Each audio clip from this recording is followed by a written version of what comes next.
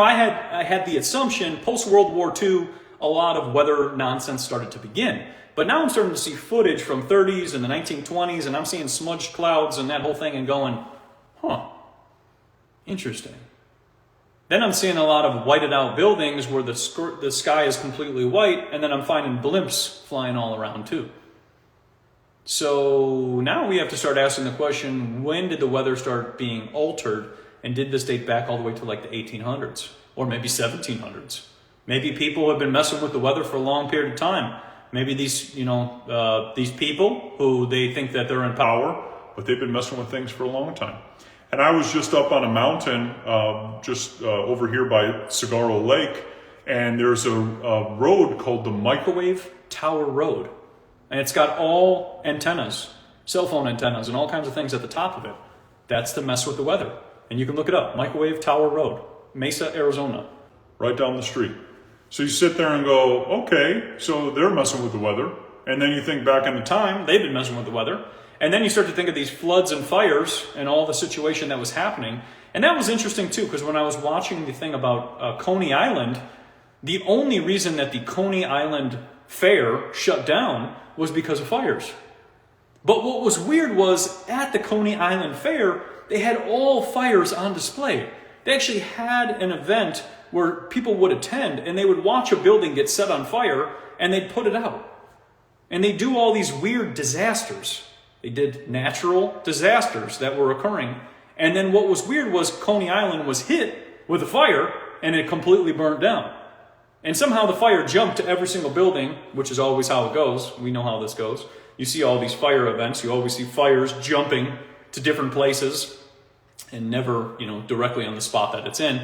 But the Coney Island went under after that fire, and then they tried to rebuild it back in the 40s and 50s, and then it had another fire.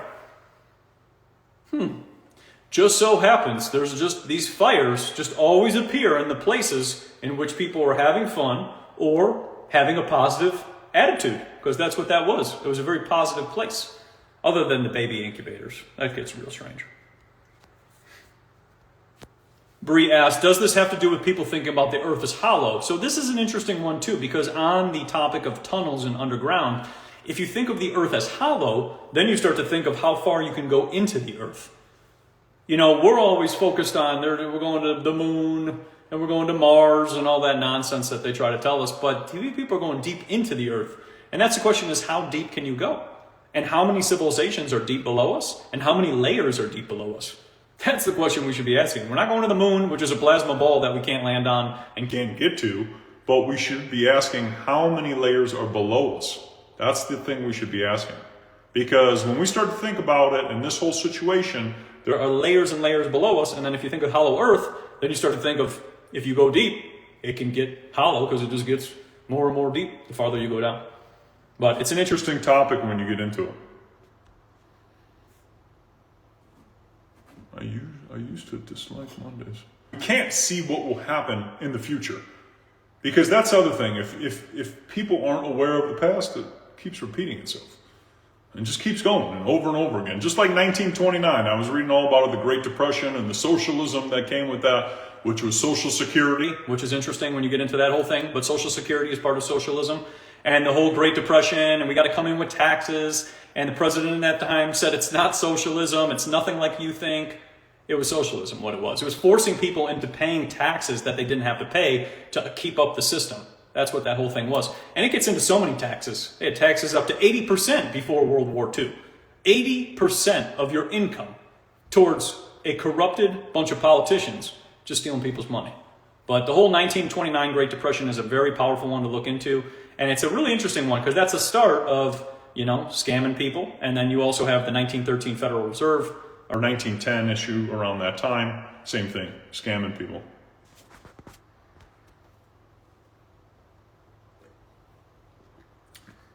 Somebody said with your wagon you couldn't even travel through mud. Perfect example. So let's say you have a mud flood, your wagon would sink. Then you start to sit there and think, okay, then how did you cross if there's flooding? That's the thing, and I've gone hiking many times and hiked up a bunch of mountains and gone very high up, high altitudes, and you start to sit there and think, okay, now if this was all flooded, this would be very dangerous. How would I do this? Or if this was 120 degrees, you know, like it gets here in Arizona, it gets up to 120 degrees. So traveling this would be a little challenging. And then if it's not hot, it's cold and it's flooding. That's what they're saying in Phoenix. So,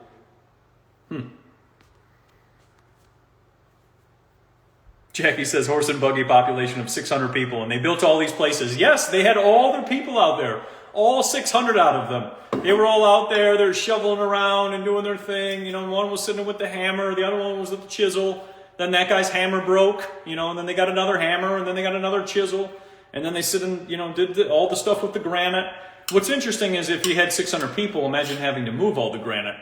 I mean, I've watched videos of construction cranes and diggers and all these things trying to dig things out.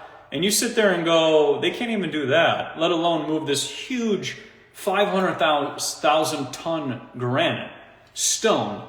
Like it's sinking the truck. Like the truck is like here, they put the block in there and the truck starts sinking like this. Then you start to sit there and think, okay, so then how do they move these? Well, it's 600 people, like you just said, Jackie, 600 people. They must have had some really strong horses back then. That's what it must have been. That's probably what it was.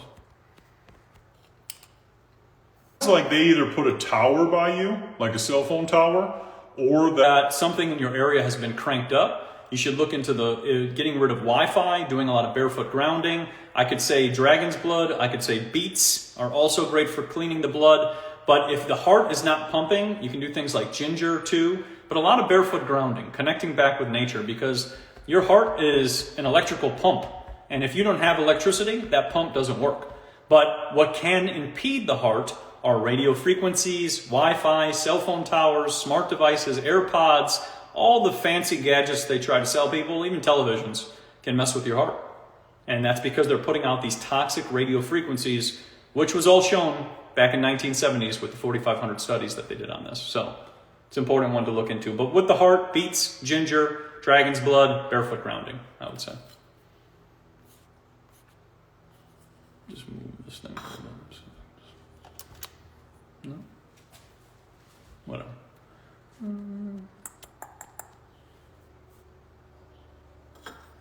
I was born in a small town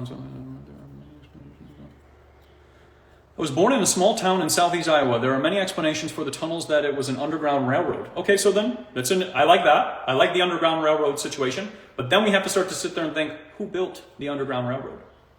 Think of how much time it would take. And that's why I say this, because think of how much time it would take to build this. Think of the manpower that you would have to build that. Think of the equipment that you would be needing. You might be able to use maybe TNT. That's the one thing I could think of. But even if you use TNT, you're just going to blow a hole in everything. And then if somebody's sitting with a hammer and a chisel and a pick, and they're just going through, I mean, it would take, you're sitting there thinking like, I have a video, and I'm going to show this probably tomorrow or the next day, of like 25 guys building a road. And this is just a dirt road, nothing special. It's actually during World War I. They're building a road. It takes 25 guys to build like a little smidge of a road. And this is just dirt. This is not including the rails. This is not including putting the train, anything else. This is just the road. So then you start to sit there and think, okay, if it took that many people, and this is during wartime. This is when people are very physically fit. That's why they went to war and all of those things. You have to start to wonder, okay, then how could you build a whole railroad that connects from one part of the country all the way on the East Coast, all the way across to San Francisco? And the population is very low at that time. That's the other part. 1800s, low population. 1700s, even lower. And it's funny because in 1700s, you look at the people and they got like little stick houses and little cute boats and that whole thing. So then you sit there and think, how do they build that? And that's why I'm saying there was different civilizations, different groups of people at different times who already built these things, and then people just took it over. They just inhabited it and took it over. That's it. And then they founded it, and then would name it after themselves. That's pretty much what happened.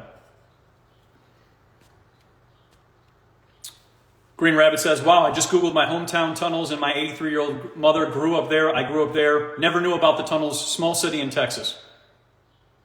So then you start to sit there and think, okay, tunnels under the small town. Who built them? How'd they get there? Who put them there? And also too, it being a small town, you have a smaller population. And that's the thing, these tunnels are running out all over the United States, all in different places, all over the world. So then you start to sit there and think, okay, if these tunnels are all over the place, who put them there? And especially in a little small town. Let's say you got 1,000 people. You know, you might have a couple little shops, you might have a couple little people, whatever, maybe some farms. It would be difficult, especially with a smaller population. Now, there could be more people. Maybe the population was much larger at one time, but that still doesn't explain the technology advances or the non-technology advances that were occurring. Like you look at houses from about 1700s, 1800s, and you see them like, they're like little pieces of wood thrown on top of each other and everything else. But then you see these magnificent buildings known as the Capitol buildings, and you start to sit there and think, okay, well then who built those? Because if you're building these cute little wood homes that are like little, just some pines stacked on top of each other, who built the granite stones? Who built the Capitol buildings? And notice they're all Capitol buildings too. They took them over and then called them Capitol buildings, while everybody else lived in little wood houses.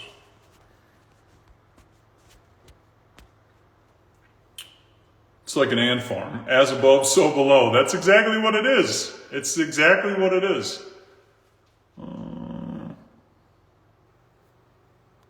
Minds Unveiled said the Indian people lived in the old homes. These people were pushed out of their homes in trails of tears.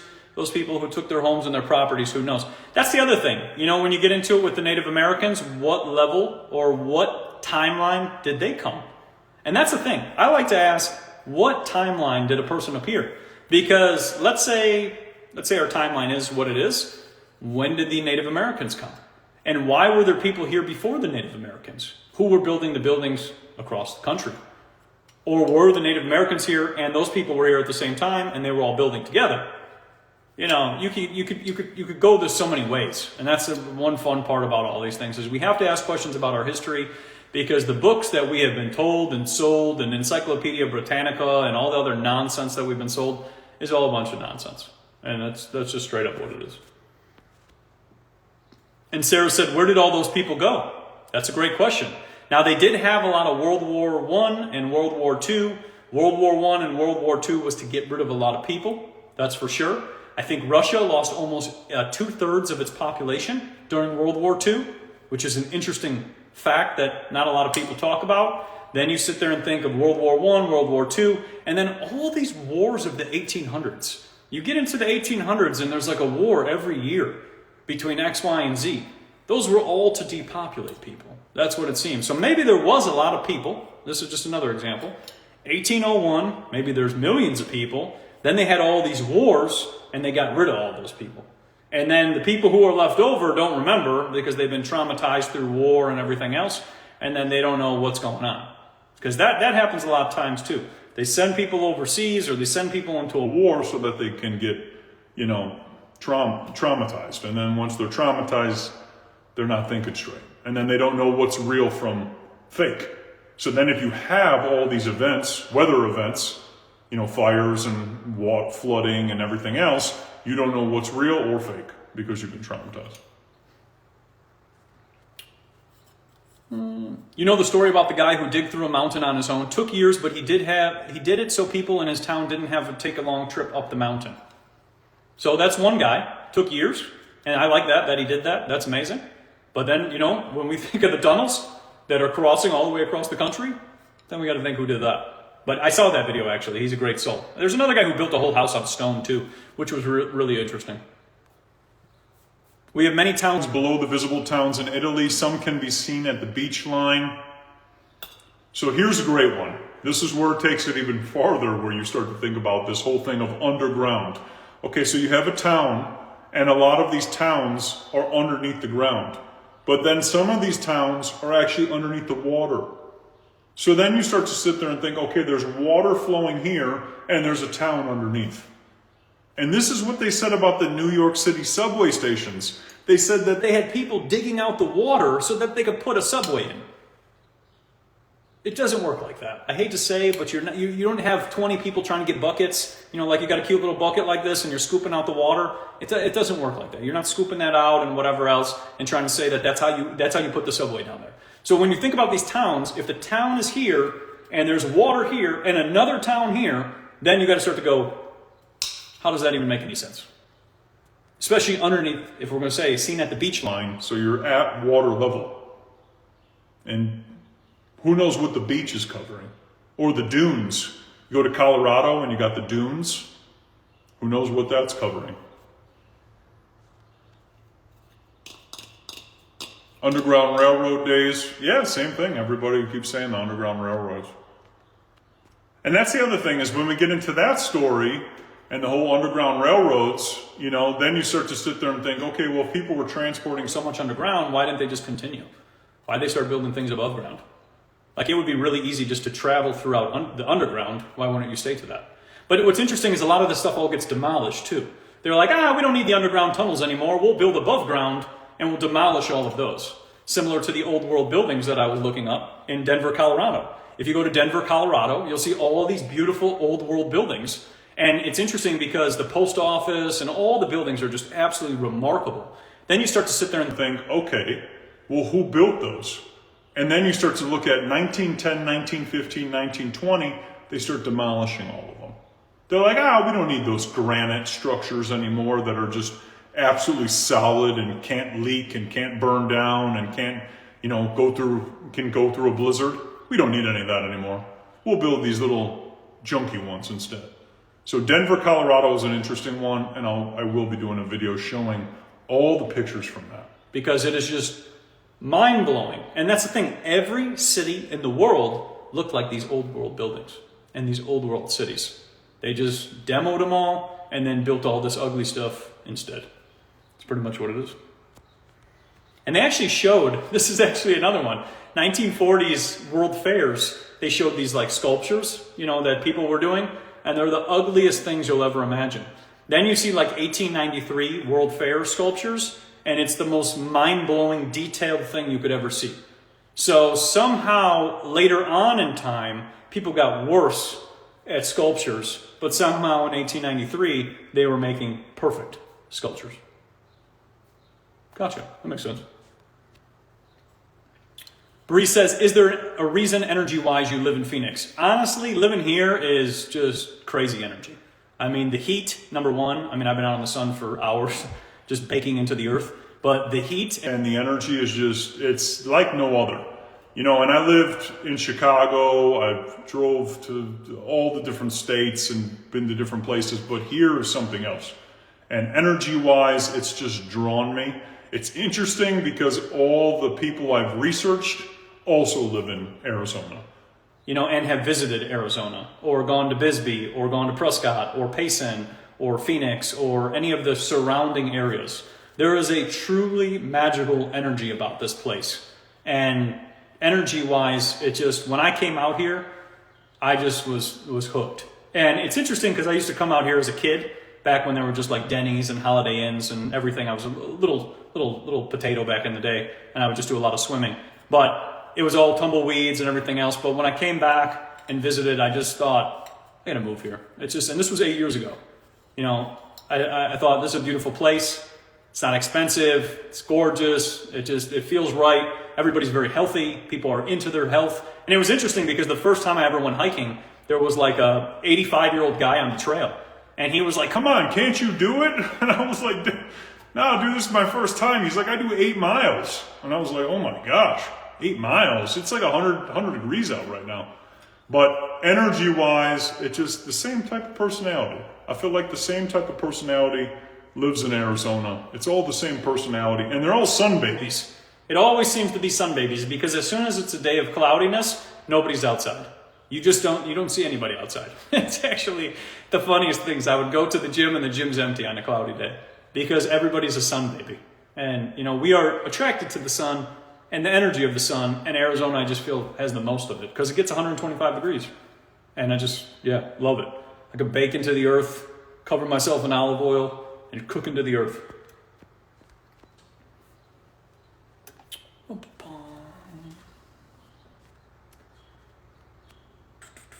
Somebody was asking about thyroid support. You can look into iodine and the book, The Iodine Crisis, great one. You can look into Lugol's iodine. You can look into pearl powder. You can look into kelp.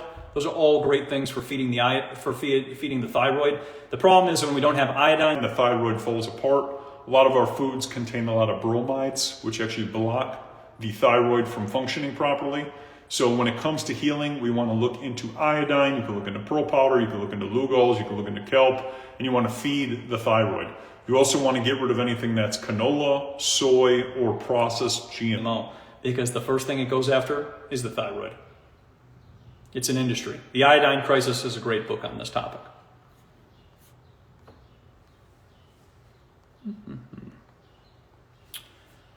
Rick says, what 3 products would you give to being on... I just totally butchered it. What 3 products would you go with being on new to the journey?